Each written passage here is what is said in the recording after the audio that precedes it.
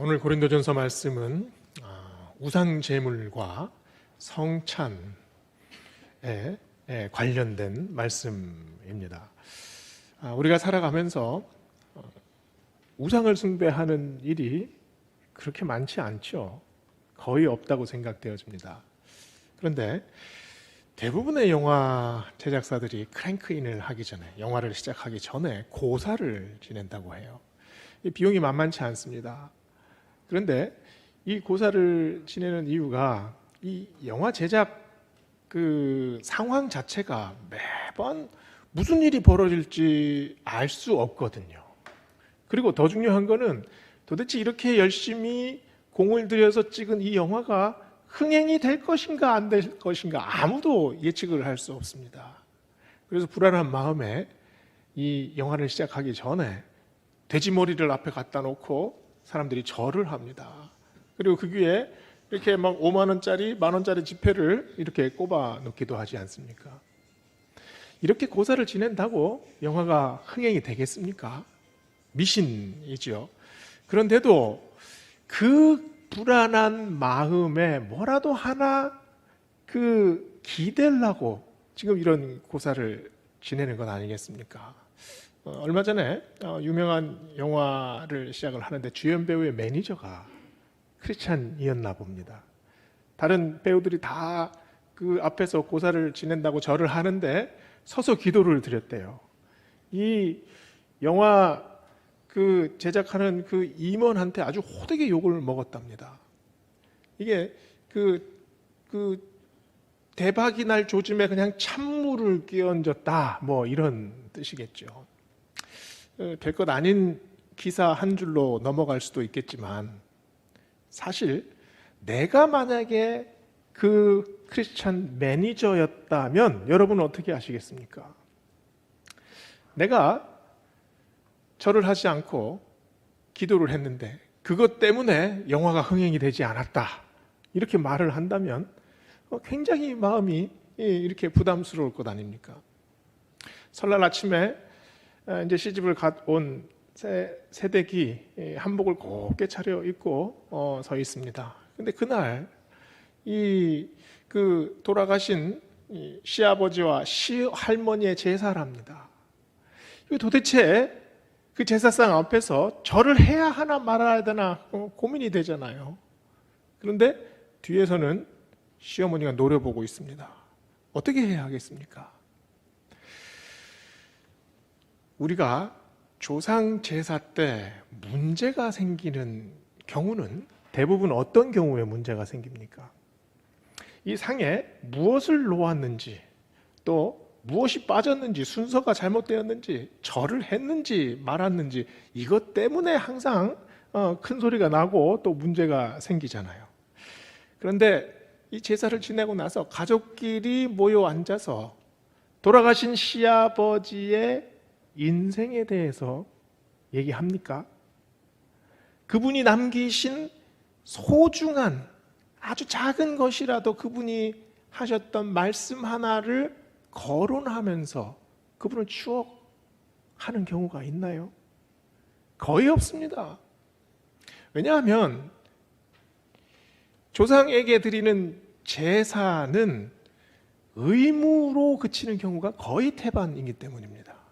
그래서 소위 화를 당하지 않으려고, 그리고 그 제사를 하면서 뭐라고 합니까? 은덕이라고 합니까?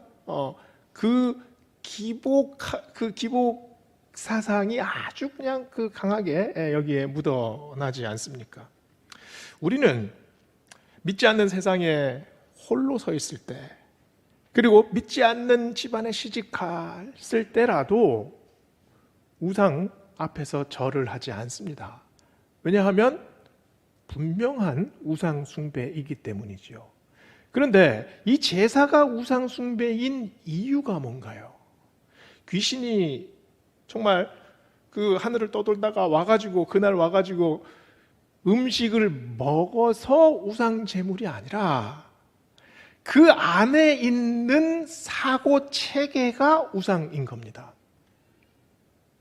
귀신이 와서 우리 지금의 현실에 영향을 미칠 수 있다고 생각하는 그 사고체계, 그것이 우상이라는 말이죠.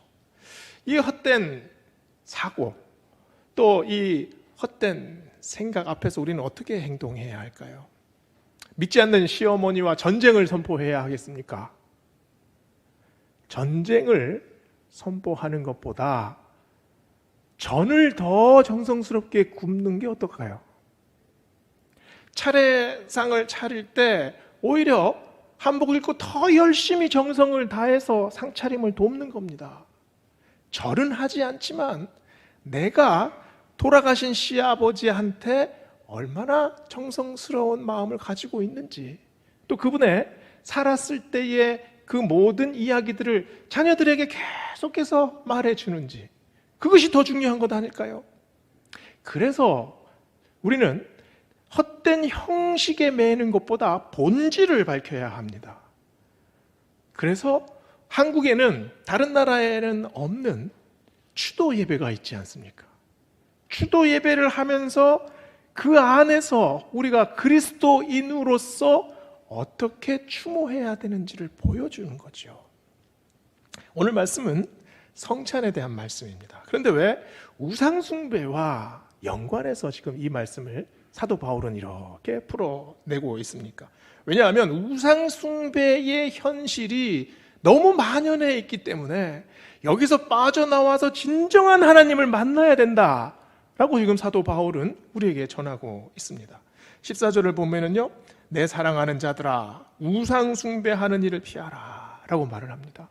그리고 21절을 보면 너희가 주의 잔과 귀신의 잔을 겸하여 마시지 못하고 주의 식탁과 귀신의 식탁에 참여하지 못하리라.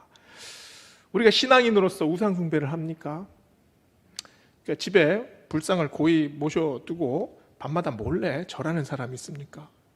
우리는 우상숭배를 하지 않습니다. 집안에 우환이 있어도 무당을 불러서 굿하거나 그러지 않아요.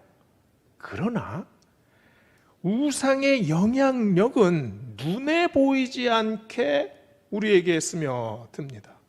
우상숭배한다는 것은 어떻게 보면 사실은 알게 모르게 우리가 우상의 영향력에 참여하고 있게 됩니다. 우상의 영향력이 뭐겠습니까? 사도 바울은 고린도전서 8장에서부터 우상에 대한 문제에 계속해서 지금 그 논의를 전개하고 있습니다. 11장까지 지금 계속 얘기를 하고 있는데요. 8장 4절에서 이렇게 말합니다. 그러므로 우상의 제물을 먹는 일에 대하여는 우리가 우상은 세상에 아무것도 아니며 또한 하나님은 한 분밖에 없는 줄을 아노라. 우상은 아무것도 아닙니다. 헬라 말에 아디아포라라는 말이 있어요. 그 말은 무슨 말이냐면 대수롭지 않다는 뜻입니다. 오늘 말씀에 우상은 세상에 아무것도 아니며 대수롭지 않은 것들입니다. 우상 제물에 무슨 영험한 기운이 있거나 무슨 마력이 숨어 있는 게 아니에요. 그야말로 있으나 마나한 겁니다. 우리 신앙에 전혀 영향을 미치지 못해요. 본질적인 문제가 아니라 전혀 비본질적인 문제입니다. 그래서 사도 바울은 우상의 제물을 먹을 수도 있고 먹지 않을 수도 있다, 이렇게 얘기를 했죠. 그러나 이 우상 제물 앞에서 내가 우상을 섬기는 마음으로 우상 제물을 먹는다면, 내가 우상 제물 앞에 내 소원을 비는 마음으로 거기에 참여하게 된다면 그때부터 문제는 완전히 달라집니다.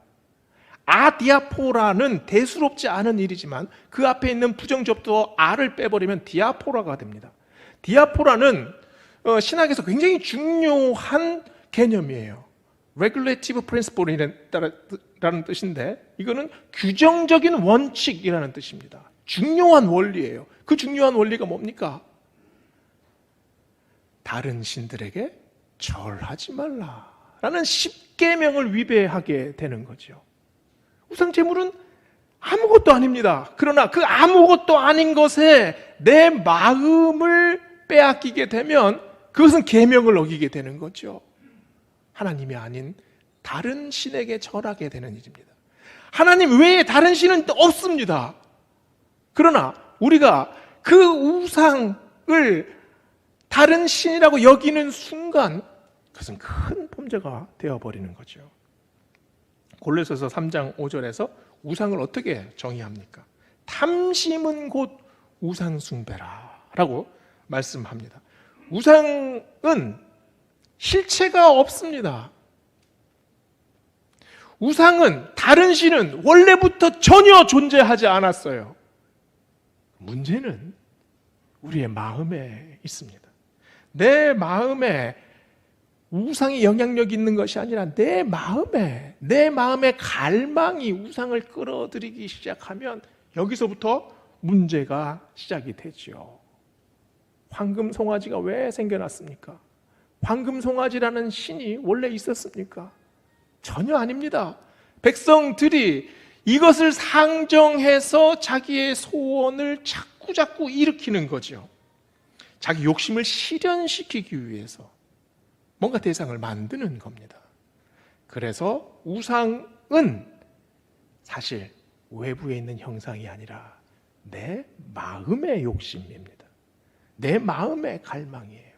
이 마음의 욕심과 갈망이 점점 커지면 그것이 우리를 지배합니다. 우리를 완전히 장악해버려요.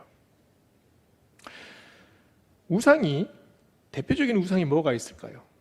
돈이 우리의 대표적인 우상이 될 수가 있죠. 재물이 우상이 돼버리면 그 사람은 자나깨나 그 생각만 합니다. 아파트 시세만 바라보게 되죠. 그리고 주식에 오르내리는 그런 시황에만 관심을 두게 돼요. 그래서 내가 가진 생각과 내가 가진 목표와 내가 추구하는 모든 방향이 이 안으로 그냥 다 쏠려버립니다. 지배를 당하게 되는 거죠. 그게 노예가 돼버리는 겁니다. 단순히 돈이 우리의 우상이겠습니까? 우상의 현상은 다양하지요. 아브라함이 평생 이삭을 바라면서 살아왔습니다. 100살에 되었을 때 이 아들을 낳습니다. 이게 얼마나 소중한 아들입니까? 이 아들이 조금씩 성장하면서 이 아들에게 모든 것을 다 바칩니다. 너무나 소중한 아들 아닙니까? 그런데 하나님은 왜 이삭을 바치라고 하셨을까요? 왜냐하면 이삭이 아브라함에게 우상이 되어가고 있었기 때문이잖아요. 이 이삭을 위해서 심지어 하나님도 떠날 것 같은 마음이 조금씩 생기기 시작합니다. 하나님은 이 아브라함을 모리아산 꼭대기로 부르셔서 무엇을 하셨나요? 이삭을 바치라 라는 명령은 너의 우상을 깨라 라는 말씀입니다. 그 꼭대기에서 아브라함은 자기가 가지고 있는 마지막 우상을 깼어요. 여기서 믿음의 조상이 되지 않습니까? 레아는 살아가면서 야곱의 사랑을 독차지하기 위해 아들을 계속 낳습니다. 라헬과 경쟁하기 위해서 합한 채 그 뿌리를 먹으면 아들이 생긴다는 그것을 가지고 다투기도 하지 않습니까? 레아의 우상이 누구겠습니까? 아들입니다. 우리의 마음은 우상의 현실에 이런 식으로 계속해서 참여하게 되죠. 우상의 유혹은 절대 간단하지 않습니다. 우상을 섬기지 마라 라는 말씀은 단순히 성황당에서 그 물 한 그릇 또는 정화수 한 그릇 떨어놓고 이렇게 비는 것, 이 일을 하지 말라는 그런 단순한 명령이 아닙니다. 우상은 바로 우리 마음 속에 있는 탐닉 아닙니까? 우리 마음 속에 또아리를 들고 있는 그 욕망 덩어리, 그것이 우상이에요. 그래서 성경에는 이 우상과 관련해서 끊임없이 우리에게 말씀을 전하고 있습니다. 우리가 일상 속에서 이 우상의 현상에 얼마나 쉽게 빠져듭니까? 뉴스에 보니까 유명한 래퍼가 마약 사건에 휘말렸다고 하죠. 10수년이 됐다고 합니다. 이 사람은 모든 삶의 모든 것이 이것을 하기 위해 아마 집중되어 있었을 겁니다. 마치 주술서의 주문에 걸린 것처럼 정신을 못 차립니다. 이게 우상이 우리를 지배하는 방식 아닙니까? 삶에 있어서 중요하지 않아요. 그러나 이것을 중요하게 만들고 우리의 모든 관심과 우리의 모든 초점과 우리의 모든 목표를 여기에 그냥 집중하게 만들어서 다른 것을 보지 못하게 만듭니다. 이게 우상의 영향력 아니겠습니까? 그래서 오늘 말씀은 우리의 영혼을 깨우는 말씀입니다. 고린도 교회 성도들은 탐닉의 시대, 쾌락의 시대, 자기 만족의 시대, 세상의 욕망에 그냥 뛰어드는 그런 시대를 살았습니다. 사실 욕구에 무슨 죄가 있겠습니까? 욕망은 죄가 없지요. 이 욕망이 있어야 우리가 살아갑니다. 우리가 뭔가를 하고자 하는 마음을 일으키는 것 아닙니까? 그래서 활력을 찾을 수 있죠. 그런데 이 욕망이라는 기차에 나의 모든 것을 다 싣게 되면, 나의 모든 것을 다 가지고 여기에 타게 되면 이 욕망은 질주합니다. 다른 것 보지 않아요. 중간에 내릴 수 있습니까? 그 속도를 계속 유지해야 되거든요. 욕망이 그래서 무섭습니다. 욕심이 잉태한 즉 죄를 낳고 죄가 장성한 즉 사망에 이릅니다. 그래서 오늘 사도 바울은 16절에서 이렇게 외치죠. 우리가 축복하는 바 축복의 자는 그리스도의 피에 참여함이 아니냐? 우리가 떼는 떡은 그리스도의 몸에 참여함이 아니냐? 욕망의 식탁, 그 우상의 식탁에 참여하지 말고 주의 식탁에 참여해라. 그 허황된 생각과 탐심에 빠져들지 말고 그리스도의 피에, 그리스도의 몸에 참여하는 자가 되라 라고 지금 말하고 있습니다. 피에 참여한다는 말은 그리스도의 생명에 참여한다는 말입니다. 피에는 생명이 있죠.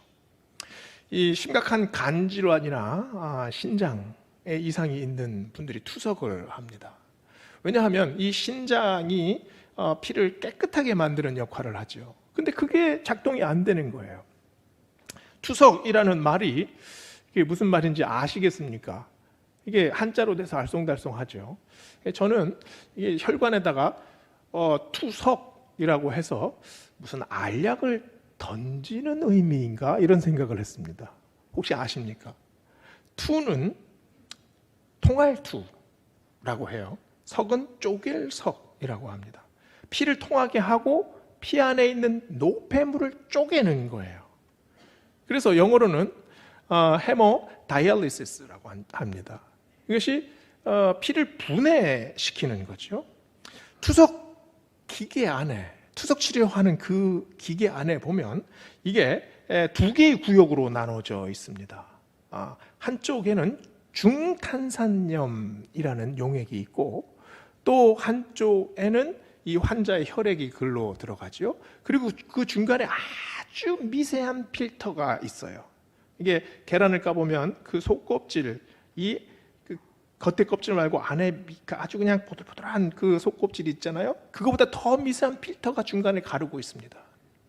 그래서 이 노폐물이 가득한 환자의 피가 그 투석 기계 안으로 들어가면 여기서 이 중탄산염이라는 이 용액 사이에서 상호작용이 생겨납니다.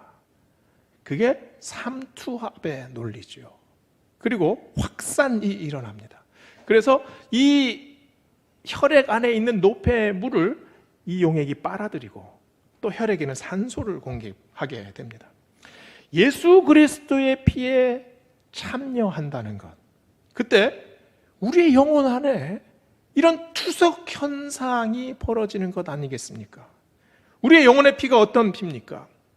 우리는 이 세상을 살면서 우리 영혼의 피를 내 능력으로 정화시킬 수가 없습니다. 우리 영혼의 피가 어떤 피입니까? 탐욕으로 더러워진 피 아닙니까? 나만 생각하는 이기적인 피 아닙니까?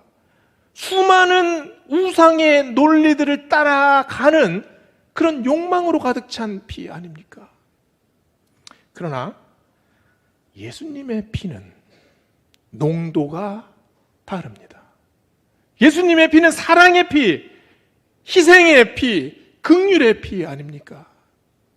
이 다른 농도 차이로 예수님께서 우리의 모든 노폐의 물을 다 담아내십니다. 우리 안에 있는 쓸데없는 생각과 아주 욕정에 가득 타고 죄악으로 끌려가는 그 모든 방식을 예수의 피로 담아내지 않습니까? 그래서 우리가 달라지는 것 아니에요. 하늘에 계셨던 그 하나님이 그것을 위해서 이 땅에 오셨습니다. 그리고 우리와 함께 희노애락을 같이 겪으셨어요. 그리고 십자가에 달리셨습니다. 그 값진 피를 통해 우리가 새롭게 살아나지 않습니까? 그래서 우리가 성찬에 임해서 잔을 마실 때마다 그 보혈의 피가 우리의 영적 세포를 은혜로 적십니다. 그래서 성찬은 생명을 마시는 그런 기적의 잔치 아닙니까? 이 축복의 잔이 그리스도의 피에 참여함이 아니냐라고 사도 바울이 말하죠. 바로 갈라디아서 말씀 아닙니까? 내가 그리스도와 함께 십자가에 못 박혔나니 그런즉 이제는 내가 산 것이 아니요 오직 내 안에 그리스도께서 사신 것이라. 내가 산 것이 아닙니다. 오직 그리스도께서 사신 것입니다. 그 피는 내 피가 아니라 바로 예수 그리스도의 뜨거운 피, 예수님께서 나를 사랑하시는 바로 그 피, 바로 영생의 피, 거룩한 피, 바로 그 피입니다. 그 피로 우리가 달라지지 않았습니까? 우리가 변하고 우리가 생명을 얻었습니다. 욕망 대신 그 은혜에 참여하게 하는 피, 그것이 성찬의 은혜입니다. 우리는 성찬을 통해 그리스도의 몸에 참여하죠. 주께서 만찬자리에서, 마지막 만찬자리에서 떡을 떼어 주셨습니다. 떡을 떼어 주실 때 떡은 부서집니다. 떡은 깨집니다. 떡을 떼시면서 뭐라고 말씀하셨습니까? 이것은 내 몸이니 받으라, 먹으라 말씀하셨죠. 예수님의 마음이 어떤 마음이셨을까요? 이제 부서지겠다는 마음, 이제 모든 것을 깨뜨리고 내 몸을 깨뜨리겠다는 바로 그 마음, 그게 바로 성찬의 떡을 떼시는 마음 아닙니까?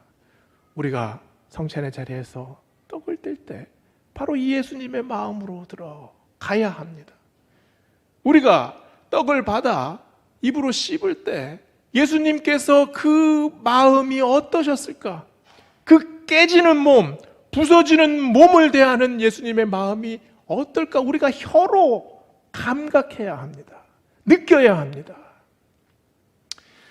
경북 구미에 사는 이재철 씨라는 분이 있습니다. 이분이 TV 강연 프로그램에 나와서 자기 아버지에 대한 얘기를 했어요.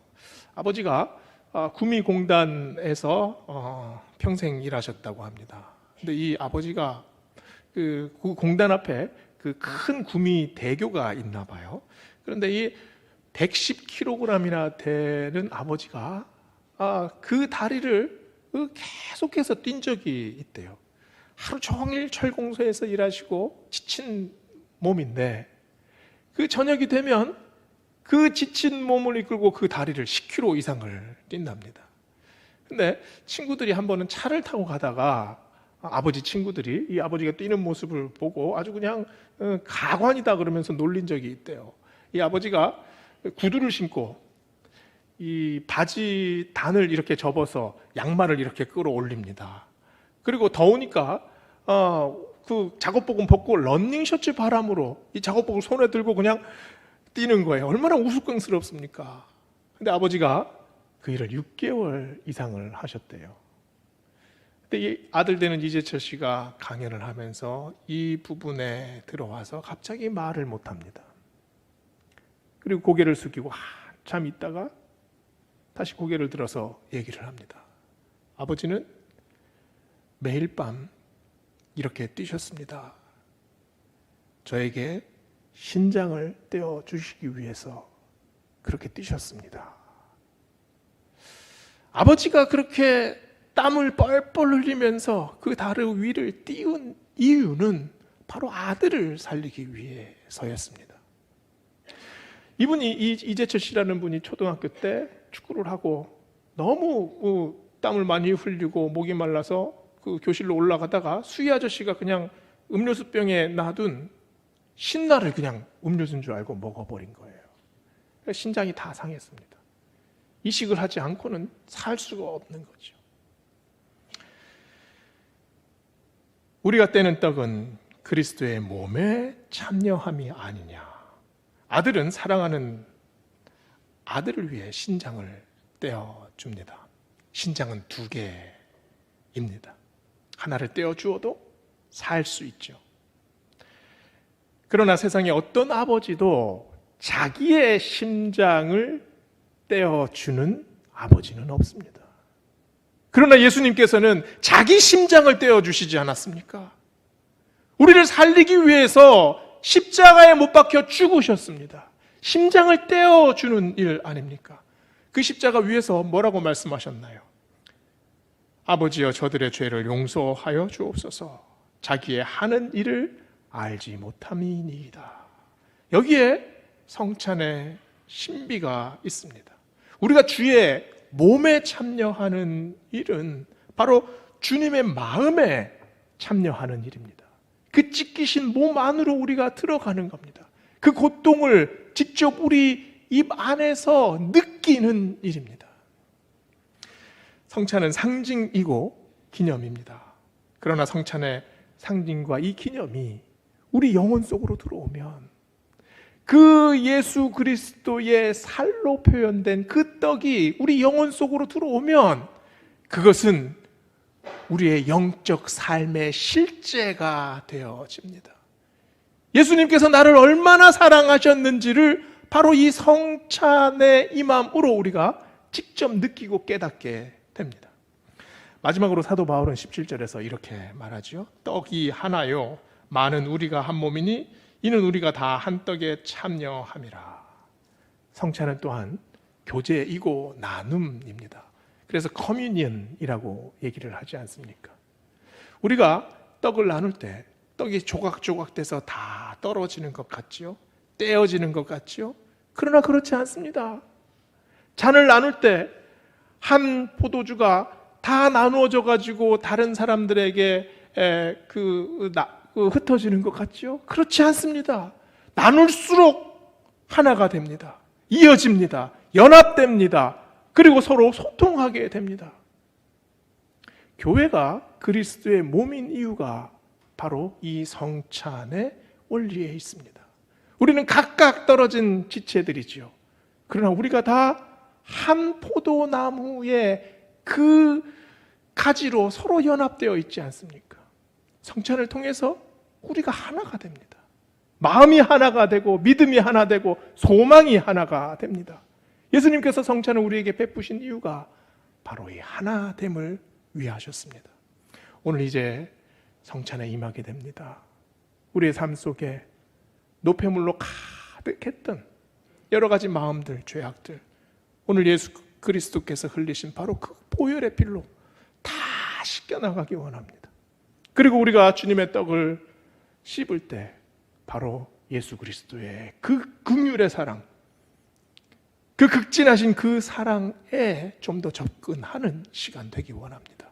그래서 오늘 성찬을 통해 우리가 모두 그리스도 안에서 하나임을 다시 고백하는 우리 모든 베델 성도 되기를 주의 이름으로 축원합니다. 아멘.